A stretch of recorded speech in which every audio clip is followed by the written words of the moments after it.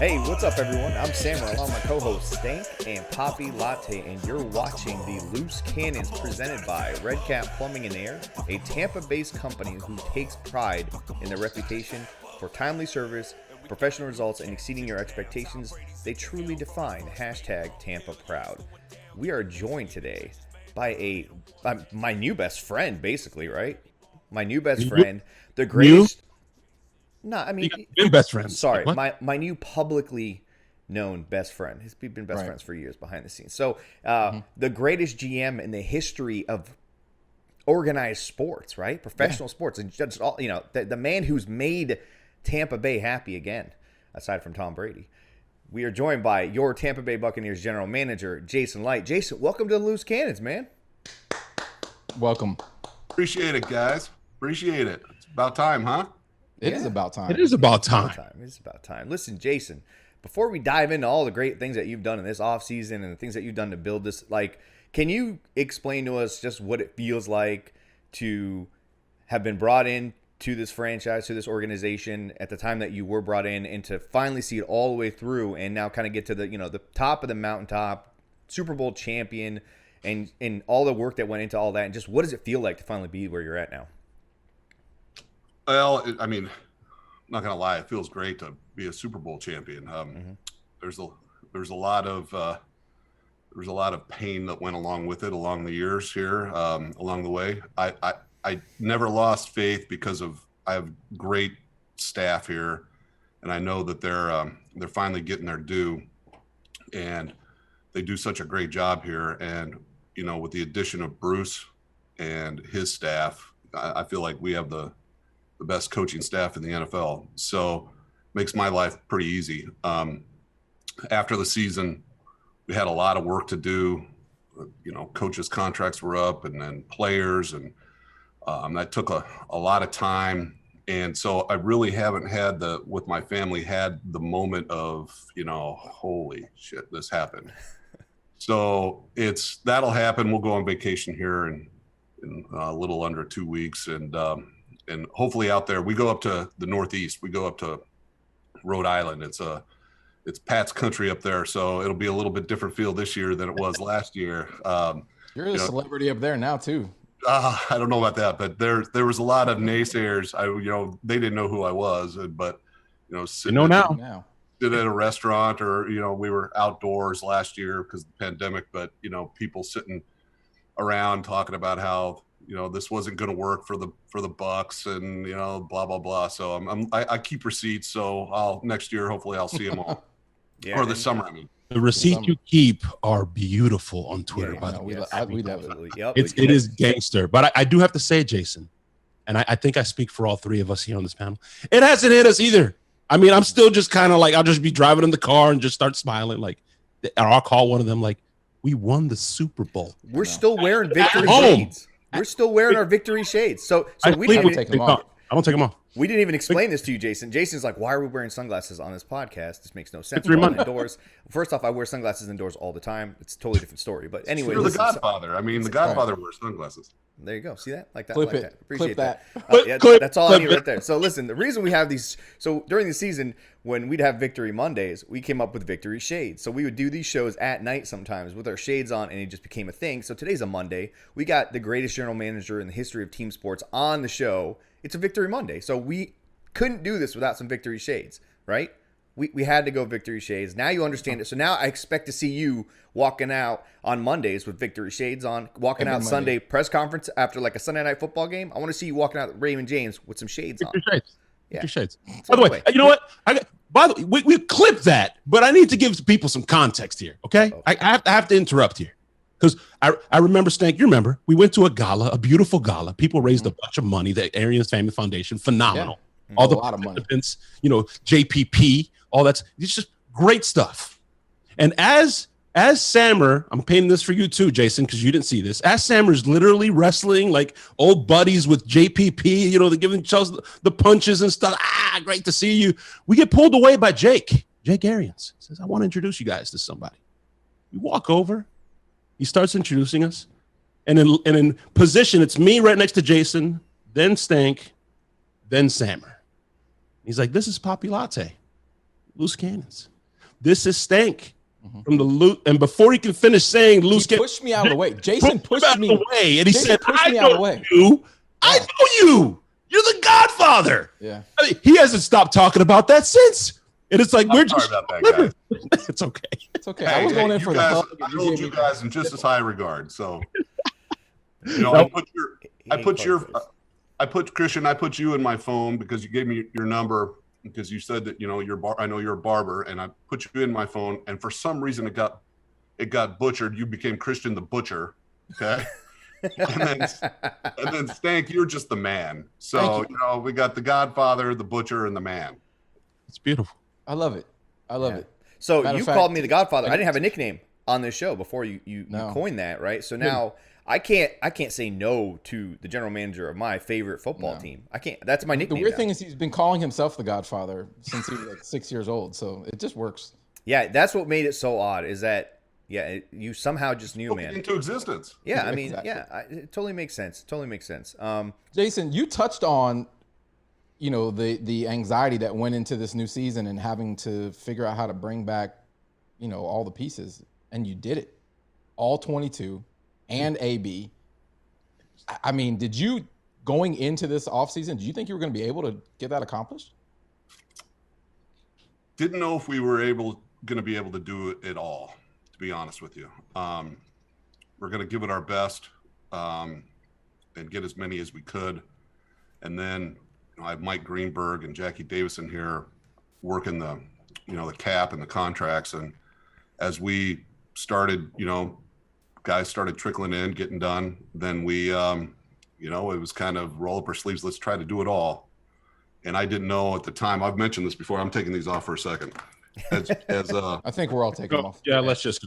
Sammer was shedding like a tear over there. He was literally crying. Well, and by the way, just to backtrack a little bit, I did call him Samir at first. So I just kind of thought of him as the Godfather the whole time. I didn't know how to pronounce your name. So sorry about that, Sam. No, Godfather it's on my birth certificate. So you you can were call right. him whatever you want. Yeah, I mean you were right. So you're definitely not in the wrong. But I didn't realize, to be honest with you, going into it, that it hadn't been done since 1978 or whatever it is. If I would have known that, I would have been a little bit have more angst about it. But the fact that we got it done just kind of showed that, first of all, our people here, Jackie, Mike, everybody here did a fantastic job setting it up. But it showed that the guys wanted to be back. So, and give it another, trying to go for 2 here. So, I mean, we're not going to stop at 2, but we're 1 year at a time here. I mean, stop at 2. We got Kyle Trask. We're set up for the next 15 years. Gabbert, hello. Gabbert too. Those thighs. I know that's part of the scouting report. The thighs have to be part of the scouting report. I mean, he's like a half man, half horse. It's insane. Until Giovanni Bernard had to go out there and yeah, I don't know know what that was. Shit. Holy. We have to. Yeah, we got to add Giovanni Bernard now to the Mr. Beck's 2021. He's got to be on there. He's on the ballot now. I mean, did you guys specifically sign Giovanni because of his thighs, Jason? Great question, Chamber. That's a great question. No, and all jokes aside, when you guys went out there, the draft didn't play out to where you got a running back, obviously. But Giovanni, was there, were you guys trying to fill a specific hole, or do you guys just feel like you needed to add just one more extra piece in there that kind of solidifies that room? Well, it came around when he was, released by Cincinnati. I believe they were trying to re-sign him, but and he had a lot of suitors, and he and his agents had reached out to us several times saying, hey, he's from South Florida. He'd love to come play for the Bucs. He'd love to come play with this group of people we have, including Tom Brady. He'd love to play for Coach Arians.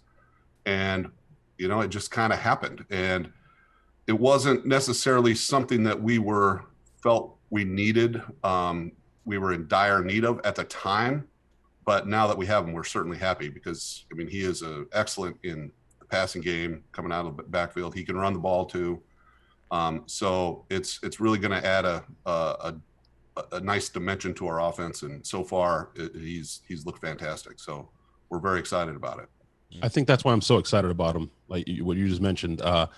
he doesn't have to come off the field. He's not necessarily going to be the bell cow, but when he's in, it's not a dead giveaway that, oh, they're passing the ball to the running back, or he's not going to run the ball. He can actually run it for a smaller guy between the tackles pretty damn good, and he's really shifty. I'm excited about it. Very, very smart, very, very mature. He's a good addition to this room, and he's going to add not only on the field but off the field. He's going to be great for these young guys.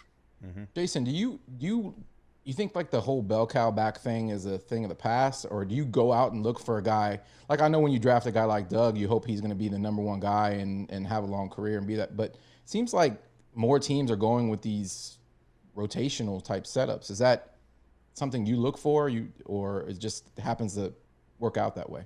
Well, you have to cater to the coach, and we have the greatest coach in the league right now with Bruce, and his scheme. But it's always nice to have a group of backs that bring a little something different to the table. So you don't want to wear out your one back if you can avoid it, if all possible to avoid it. So we have several backs that, I mean, you saw through the playoffs. I just happened to watch NFL Network last night. They're replaying our games, and you saw the 1-2 punch that we had there. And then we love Keyshawn too. Keyshawn's having a great spring. So it's, we're very fortunate to have the room that we do. There's injuries always take place. You can't predict who's going to get hurt. You can only prepare for it. So we feel very, very good about that stable that we have. Jason, it's kind of a two-part question. So earlier I think it was last week actually, Clyde came out and said that he didn't think Brady was 100% at all during the season last year. And that's kind of shocking in a sense that what he went out on the field and accomplished, like, how do you do that not 100%? One, like, there's guys who are 110%, they're not doing that, or half of that. So at what point, like, how aware are you guys, or were you guys, of Tom's, I guess, health, quote unquote? Because, guys like Tom, Michael Jordan, Kobe Bryant, they kind of keep that stuff, kind of hidden away from the coaches because they don't want to get pulled. They don't want to get sat. They're just competitive nature. And that kind of leads into the second part of the question is OTAs this week and Tom Brady being out there, and he says he's good. He's coming back from the little knee thing that he did. How do you curtail that competitive that nature that he has when you have him coming to an OTA that's not really, it's not mandatory for a guy like him, a guy like Levante, the veterans? How do you curtail that competitiveness, and how much of that health did you guys actually know throughout that season that you just kind of, I don't want to say let it slide, but how much you guys are aware of that? Not really. He's professional. Obviously, he's the all-time pro. He's the GOAT. He knows how to take care of his body. He didn't miss any time. He didn't miss any practice time. Never complained one bit. So first I heard of it was after the season. He said he was going to go have a procedure done. So wasn't really aware of it. I mean, he knows how to take care of himself. He knows how to tape himself up. He knows how to prepare for everything. And like I said, he never missed a single snap in practice because of it. He never missed a day. He never missed a game or a snap in a game because of it. So it's pretty amazing. Before we get too far, I got to go back, Jason, because I like to go back. You know what I mean? This is why fans don't know crap, shit, whatever. You say shit. I got to eat some crow. Just like Stank ate crow at the gala, and he went right up to freaking Leftwich. I commend him for it. He said, I apologize, man, because I talked a lot of crap. And you end up proving me wrong, bro. I got to go back, Jason. I wanted Johnny Manziel, and I knew that Johnny Manziel was going to be the guy. Wow. Yeah. You drafted Mike Evans, and he's my favorite player. He's an amazing human being and an amazing player. I say all that, Jason, because, us fans think we know. And every time a draft pick was going down, like, for example, the SMB pick, right? Everybody wanted the LSU kid. Looks like you got it right again. I got to tip my hat to you, man. You've done a phenomenal job when it comes to drafting. None of us know crap. We think we know, we don't know. And then the other thing I got to tip my hat to you on in free agency and the draft is even when there has been mistakes, you're quick to just like, hey, I'm not going to hold on to this. We dealt with that with previous GMs, and it's like year after year, we're just going to stick this player out there because I drafted him in the second round and it's going to work, or the third round or the first round, whatever. So I tip my hat to you because a lot of GMs say, no, I'm going to make it work. You just move. Let's move on. Let's rip the Band-Aid off and let's get it done and over with. Is that a problem with GMs in the league? Like, does ego get in the way from just moving on from the mistake? I mean, it seems like the way you do it seems to be more.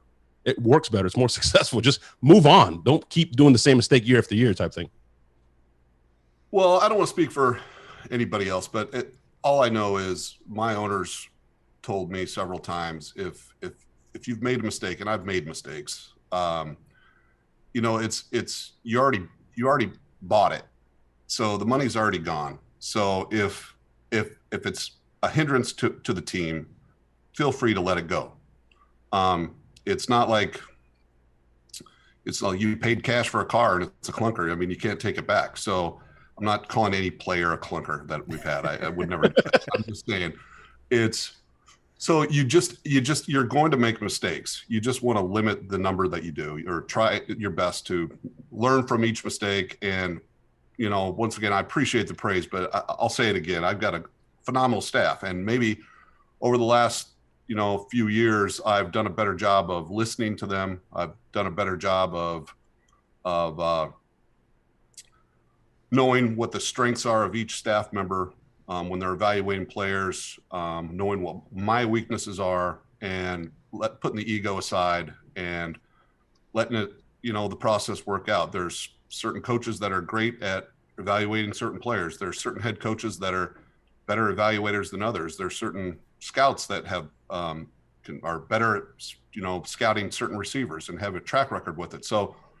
after you compile all that data and look back over the years of who they liked and who they didn't, and seeing how those players worked out in the league, I was able to do a better job of making an informed decision with Bruce. So it's got to be a collective group effort. And these scouts, they're out spending, you know, 9 months out of the year, you know, away from their families and really grinding it and getting to know each of these players at the schools they're at every day through their contacts. So you have to listen to the voices and let them be heard.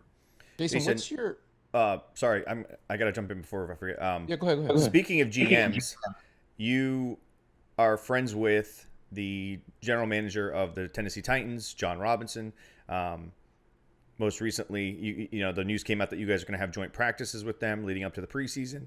When you guys are up there, do you plan on taking John out for an extra drink or like a really, really nice dinner for, you know, taking Julio Jones out of the NFC South finally? Because we've seen enough of him, and we're willing to like help towards that dinner. Like, I think he should I think I'm talking like 5-course meal, you know, like rooftop, like. Yep. Don't like you got to pull all the bells and whistles. Are you going to thank him just, you know, very special for finally removing Julio from the NFC South? Yeah. John's a good friend of mine. We go way back to when he was working at Nicholls State as a linebackers coach, and I was a scout for the Patriots. And I came back to New England and said, you know, I met a guy that we need to hire, and we did. So we go way back. Yeah. First of all, the joint practices will be here, so we got to pick a great restaurant here. And yeah, I will probably pick up the tab, to say the least, and maybe even throw in a nice bottle of wine that I normally wouldn't buy. So when you say Burns, maybe we'll go to Charlie's. I love Charlie's. So I'll give you a heads up, and if you guys want to pitch in, you guys feel free. I'll give you the Venmo account. I will pitch in and listen. Charlie's martinis are dangerous, Jason, with the blue cheese olives. I mean, that's insane. Oh yeah, they are. I'm a council guy. I was when you say we, you mean all of us? We get to go too? Oh. That's what I don't know. I mean, you think he's going to talk about a dinner in the presence of the Godfather and not it kind of be implied that I'm there? Yeah, it was just implied. Can't break bread without the Godfather. Yeah, I mean, come on. You really can't. I'll have to give this some thought here. I don't know if he's going to know what he's walking into. No, it's fine. We just want to shake his hand and say thank you because this needed to be done. Jason, since you took this job, you have had this like kid type of enthusiasm for it. Just comes out in the press conference. You can just see how much you love doing this. Like it's like it would be a dream come true for one of us. What's your favorite part of being a general manager for an NFL franchise, man? Oh, that's a good question. I certainly love my job, and I'm fortunate to have it. There was a time in my life when I didn't know what I was going to do. I was planning on being a doctor, and I did the world a favor by not becoming a doctor. I'll tell you that. But just being around football every day. I mean, my favorite part of the job is watching tape, and it always will be. That's how I came up in the business, being a road scout. So anytime I have a few hours to just grind tape is my favorite, most relaxing time of the day. But I love meeting with our scouts. I love meeting with the coaches. I love everything about it. And it certainly makes it even better when you have a head coach like Bruce, and you guys know him well. I mean, he's a great friend. I really look up to him. He helps me a lot in my role. I help him with his, but it's just a joy to come to work every day with him and the group that I have. There's not a bad egg in the building, and it's just such a great group. So going to work every day is like, I'm excited to get up and go to work. My wife hates that. She's like, that's like, I'm going to work every day. I mean, then she has to deal with all the stuff at home, and I feel kind of bad about that. But now the real work starts when I have vacation. So I'll be on dad patrol the entire time, which is also very gratifying and a lot of fun. Yeah, I was actually surprised to see you're still young, man. Like you just turned 50, right? I did. I appreciate you saying that's young. It is young. I mean, look, I'm not. Me and you are fairly close in age, but you could do this for another 30 years easily, and we hope you never leave Tampa. Ever. Ever. Like, ever. Yeah. That was my point. That's the argument. To keep you here. That's the argument that I have all the time, Jason. You spoke about, being up north and people saying, it's not going to work out, et cetera. As you know, I own barbershops, right? And this is what we talk. This is what we do all day long. That's why I love being a barber. We talk sports. We talk shit. We cut hair. We have a good time. And I had to hear it all off season. All off season. It's not going to work. It's not going to work. It's not going to work. Then I had to hear it when we won the Super Bowl. Oh, well, the only reason you won was because of Brady. And it's like, hold the phone. What? And I'm going to give credit to you and your staff this time, not just you, because it is a collective effort, like you said. But this team was pretty well set. I mean, the draft picks that were brought in, not just free agents. I mean, the list goes on. And I mean, Mike Evans, Devin White, and Tristan, it's insane. SMB and Carlton Davis. This team was set. There's a reason Tom wanted to come here. So your staff and yourself, you're kind of like the Levante David of front offices. You just get no respect. But you're in the top two, bro. You're in the top three. It's clear as day. I appreciate it. I hope I can be as good as Levante at his job at this job. So he's well, you guys are both former Nebraska linebackers. Huskers. I'm assuming that you're not that far off physically, talented wise at Levante. Oh, no way. Yeah. I mean, you're telling me you guys don't work out together? You're not spotting for him, and he's not spotting for you? I just assumed. I assumed that. Yeah. I shook your hand. I'm not going to stand up, okay? All right. So.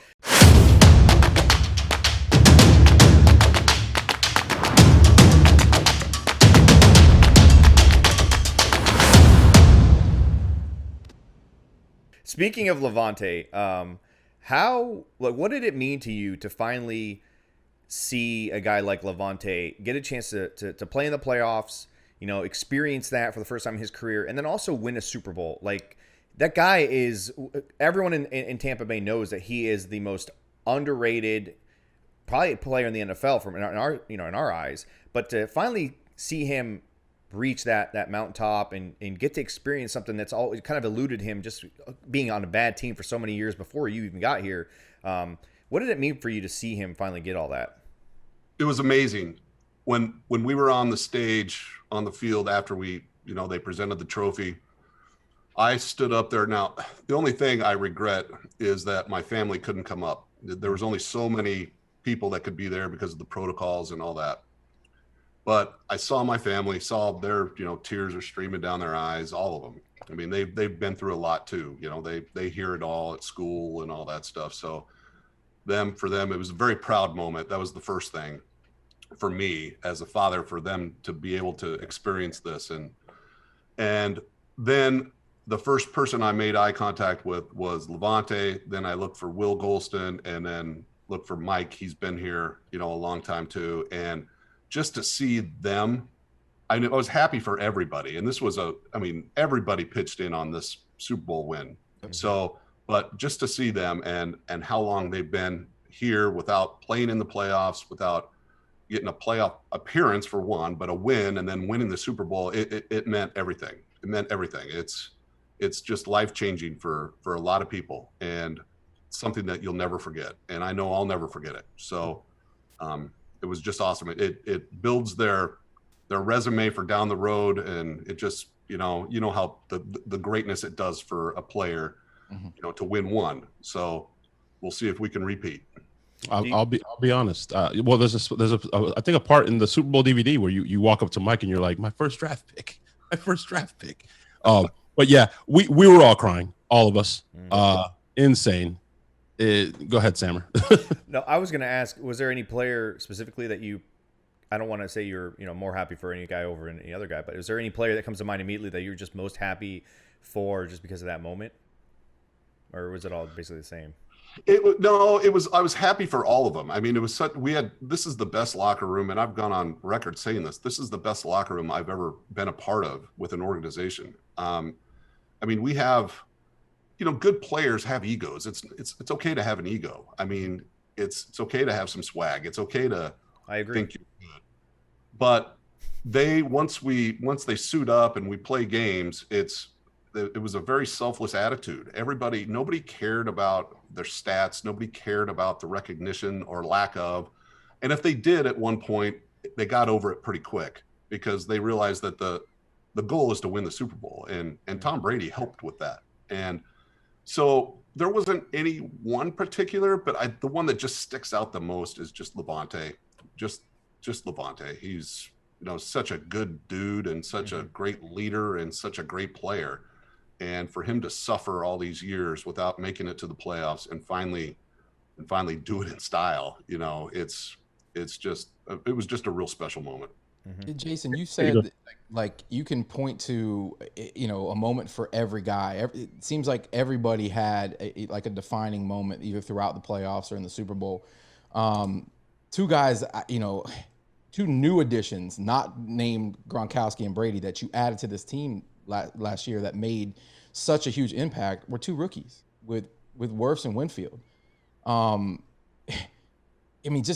Are you surprised at how quickly they were able to step in and then bear fruit right away? I mean, it seemed like Winfield was making phenomenal plays at key moments throughout the season, and then culminating with this, his performance in the Super Bowl, and then Wirfs just, like a 10-year pro out there. I mean, were you shocked to see how well they played?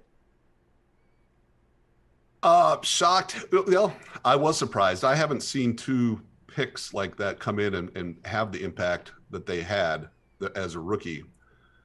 I think a lot of it obviously has to do with them. They're great players, and they have the same type of personality where they came in, they were seen, not heard. They've got great leadership to them, but they knew they couldn't step in and try to force it, as rookies. I think we're going to see that extracted a little bit more now this year, especially with Winfield, because the lineman Tristan is just kind of how the way you draw one up, just, go out there and do his job. But I think a lot of it has to do with our coaching too. And especially you can be a super talented guy, and we didn't have OTAs. They jumped right in at training camp, and they were, within a week, they were both in there as if they had been playing for 10 years. And I don't think we would have gotten there that quickly without the coaching, without all the Zoom meetings, without all the preparation that our offensive line coaches and our defensive coaches did with them. And I'm not just limiting it to those coaching groups, but because all players, I mean, Tyler Johnson, in his role did a great job and stepped in and made some key plays. And big moments. Yeah, you did. I mean, we had a lot of players that we think Khalil Davis did some great things. If that would have been ruled a fumble, was that the Chicago game? If that would have been ruled a fumble, that may have changed the trajectory of things that at that point in the season. So just once again, I mean, I'm not trying to pass anything off. I just really am fortunate that we have the coaching staff and the scouting staff and the personnel staff that we have. I remember when we Bruce first got here, I just hired him. And the first day that we walked out to OTAs, I was walking out with Tom Moore. It's one of my favorite parts of the day is walking with him and talking with him. And he was like, "Do you realize you just won the lotto with us?" That's I awesome. do. I do realize. No. That's such a good quote. Jason, I say that to about- these guys every time we start recording. I tell you guys even realize that you guys have won the lottery, just knowing me. The first thing I do every morning is I text Sam and I just say, just simply thank you. That's it. Just Before you say good morning to your wife? absolutely. I mean, Dude, that's so weird. I do the same thing. I thought I was the only one. My phone, is I'm on the right side, that's up, so I sleep on it. So when I turn off my alarm, it's auto text, thank you, and then I roll over and kiss the wife good morning. What's crazy is you guys always send me those text messages, and I'm still sleeping, and I sleep nude. So I actually read the thank yous every morning completely naked. And I'd be lying if I didn't say that really touches me. Where is this going here? It touches me. So, Jason, you talked about your So, celebration. Christian, you wake up and think of Sammer before you think of your wife? Is that what you're saying? I don't think of Sammer necessarily. It's just I turn off my alarm and then my phone. It's just there, so it's just auto send. Jason Light just shot a zinger at you, dude, on our show.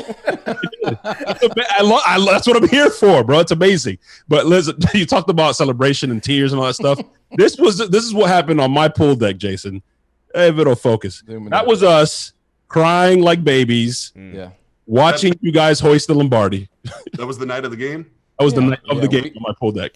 The game wasn't even over at that point. I think we did that right after Devin gets that tip/interception and runs around the end zone and puts his knee down, and we just lost it, dude. It was nuts. Yeah, I bought a bunch of mortars, and I was like, if they're not going to fire the Cannons, which I thought was complete bullshit, by the way. We're the first team to host the Super Bowl at home. The least we could do is fire our Cannons. It's ridiculous. It's never been done. Well, how are you going to tell me that it's a rule if it's never happened? We're the first team to do it at home.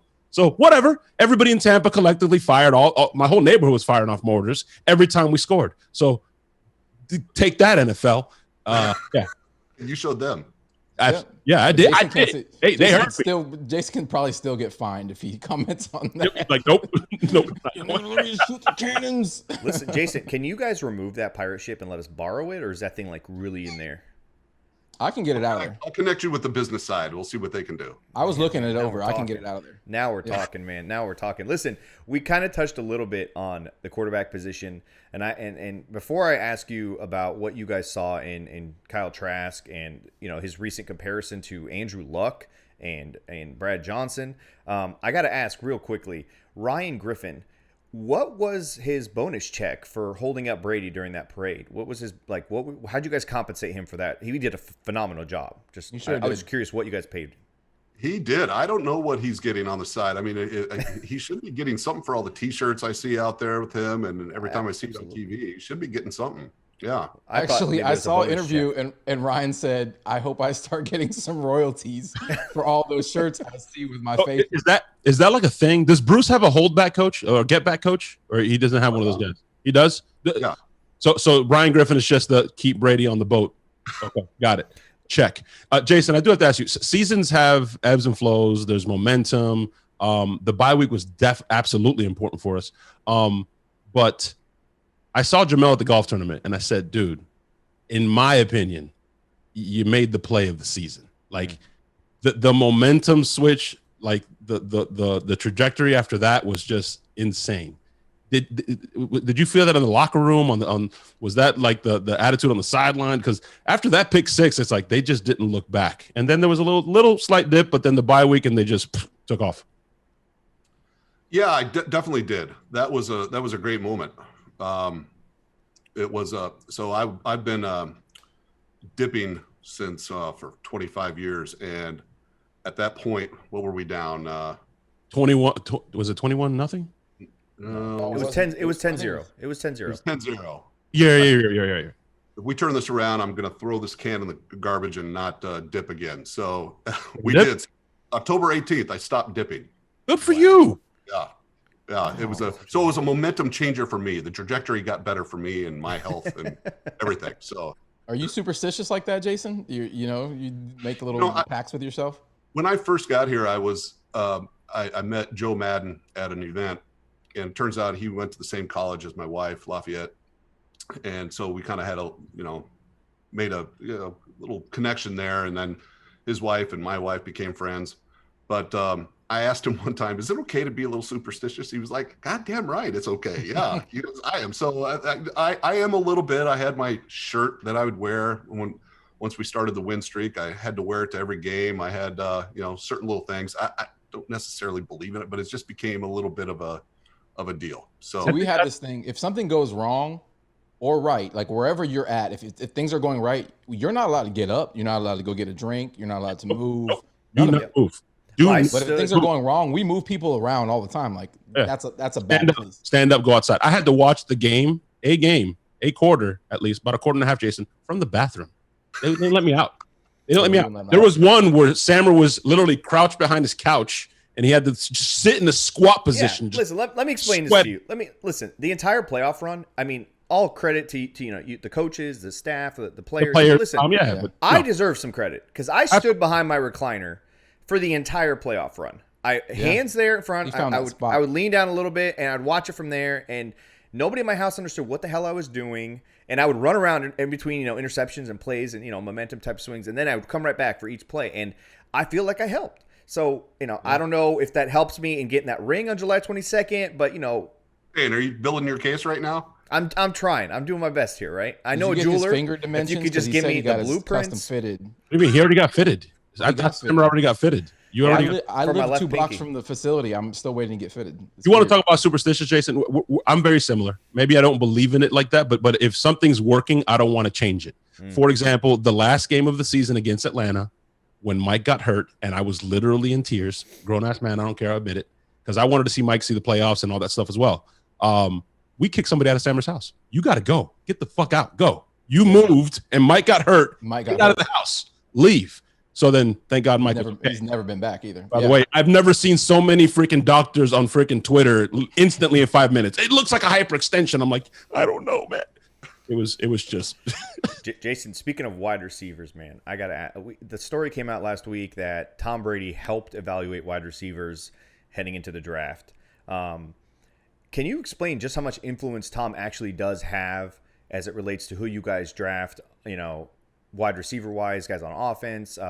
And did he have a guy? Was he pounding the table for a specific player that you guys ended up with or didn't end up with? One second, Sammer.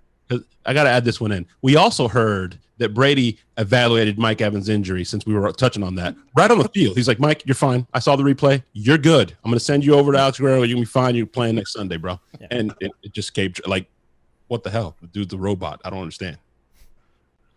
Tom's great to work with. We talk a lot.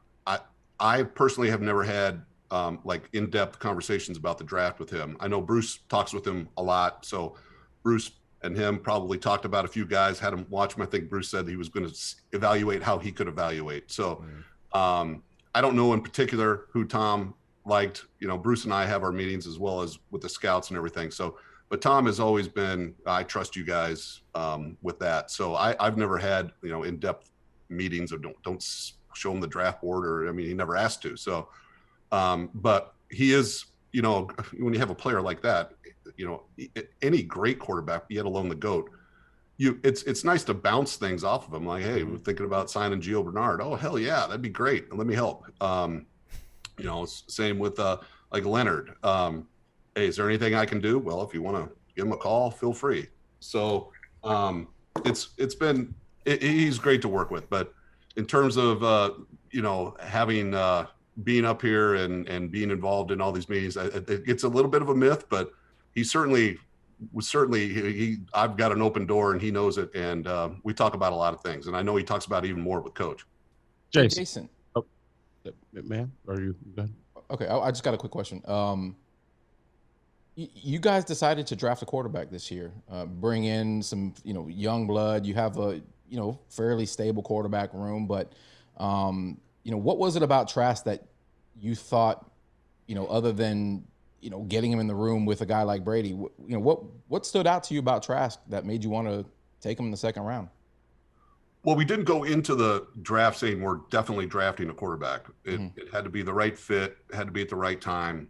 And it just so happened it worked out that way, that we liked Kyle a lot. He was still there in the second round, so we pulled the trigger. Everybody was on board with it. Everybody liked him. all the coaches, all the scouts. He's a big guy. He's got a great presence in the pocket. He's strong in the pocket.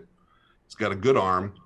Not a rocket like some, but he's got a good arm. It's better in person. When you guys get a chance to come out here to training camp and watch it, you'll say, oh, he's got a good arm. So he's very accurate, but he processes things very quickly. He's a sharp guy. He was in here during, rookie mini camp until all hours of the night studying the playbook. And he's been through a lot. He stayed the course when he was a backup in high school. He stayed the course as a backup at Florida, waited his turn. He's willing to put in the work and wait for his moment. So, that's another thing we really liked about him. He's a very confident guy, very smart, and he's just got a great presence around here. I think one of my favorite quotes you use a lot is that when you miss on a player, you miss from the neck up more so. People fall in love with the field stuff and the underwear Olympics and stuff. And again, I was not a fan of Trask, but like so many other times you prove me wrong. You just built up so much equity with me that I'm like, if they like him, then I like him. You know what I mean? Then I start looking at him like, I see what they say. I say he's strong in the pocket, maybe not a rocket arm, but super accurate. And Jake has come on here a bunch of times, Arians, and he always, his big thing is I don't need a guy that can run around or has a rocket arm. You win from the neck up, not just with attitude. I know you mean you miss on players from the neck up is mainly the attitude and the mindset, but specifically with quarterback. You win with the brain. And if he's processing stuff at that speed, I mean, that's the most important thing. And I had to correct you because you called Tom the GOAT. On this show, we used to call him 6-time. Now we call him 7-time. Yep.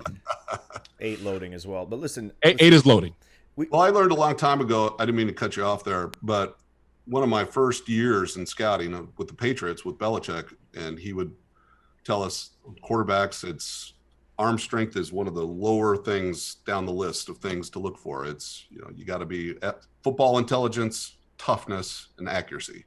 So, and when Brady, I was there when we drafted Brady, and he came in and he didn't have a rocket arm either. So he really worked at it over the years, and to the point where he has the arm that he has now. So it's, we like those 3 things about Kyle, arm strength, toughness, football intelligence, and accuracy are very, very good. Yep. So you heard it here first. He's Andrew Luck. He's Tom Brady. You heard it here first. I love it. You guys heard it first. That's perfect right there. So we got all this boring crap out of the way. I was gonna say, isn't arm strength something that you can actually develop or help develop in the weight room and working on mechanics? And Aaron Rodgers' arms wasn't that long until wasn't that strong until he worked on the mechanics, and then it really wasn't. I mean, go back and look. His arm got longer. I didn't mean long, dude. I meant to say strength. You know what the fuck I meant. His arm wasn't that. Am I correct on that, Jason? I mean, I don't remember the scouting stuff, but his arm wasn't like the arm that it is now, or when they won that Super Bowl run. He developed a lot of that with mechanics, where it's like, whoa, release and all those things. Yeah, you can work on those things. So we've gotten all these boring questions that nobody really cares about. These answers, no one cares about this stuff.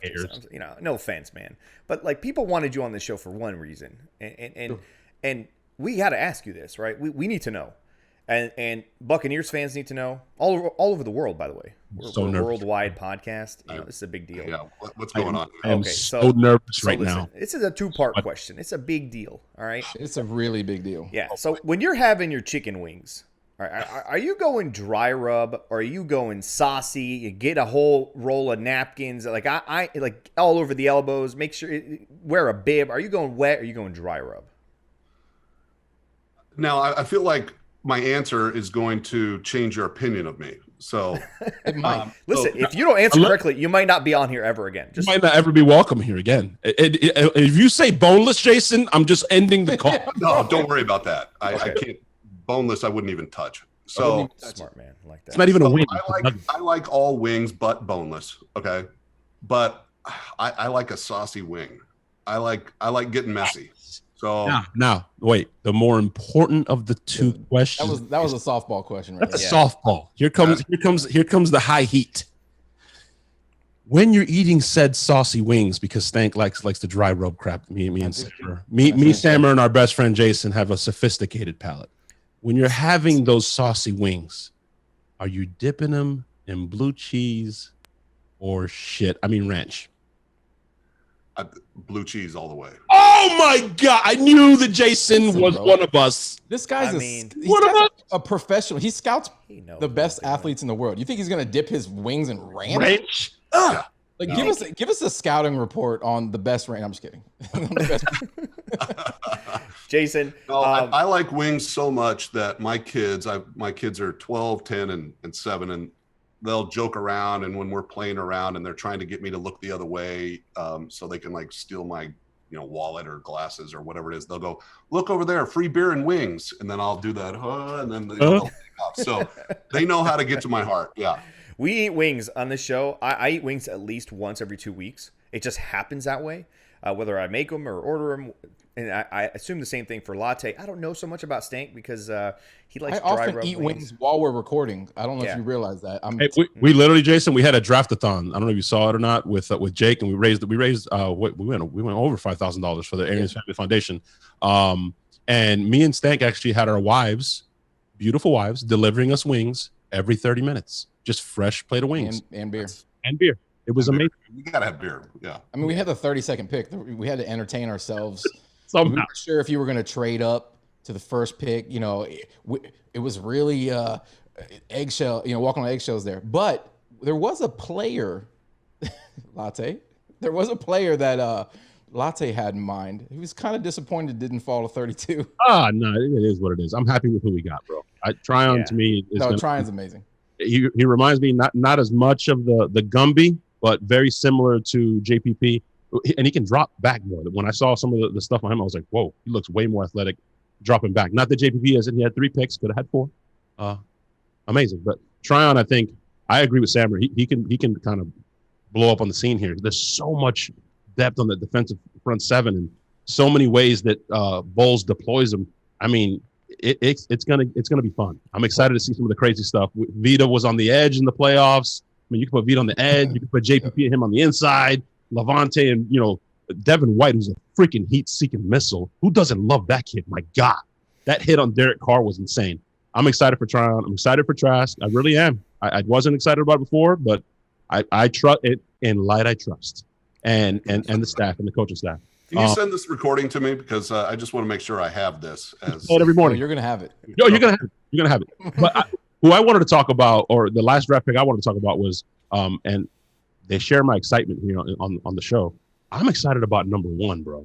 Like, I have not been excited about a punt. That's go get a beer and wing time, or a kickoff. I'm excited now. I'm not moving because this kid looks like he's electric. He looks like a young Antonio Brown. I'm excited. I'm excited to see the kid. And can you confirm Scotty Miller is wide receiver 1, correct? That's on the depth chart, because, I mean, on this show, he's wide receiver 1, Scooter.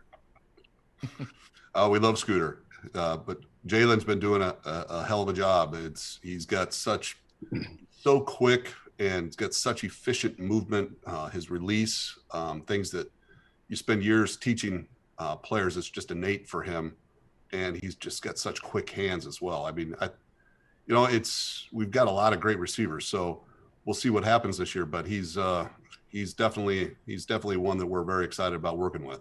Jason, before we let you go, man, I don't know how much you follow us on Twitter and really see all of our shenanigans, but we recently launched something called Loose Cannon's Travel Crew, where we are actually putting together packages for fans for 4-day, getaways, where we actually travel with the team and includes the game tickets and a bunch of cool events. And we have like a Saturday night pep rally. And I wanted to formally invite you now. Maybe it's possible for you to show up to one of these Saturday night pep rallies in LA, New Orleans, or Atlanta. But I'm going to put you on the spot and offer you the opportunity to come hang out with us, drinks on us, and just kind of, say hi to the fans and be part of something that we think is really, really going to be be cool. Yeah, but after that, there's going to be wings involved, beer involved.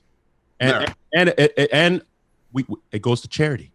Yeah, a lot of we're dealing with the Arians Family Foundation, SMB's charity. So a lot of good stuff going on there.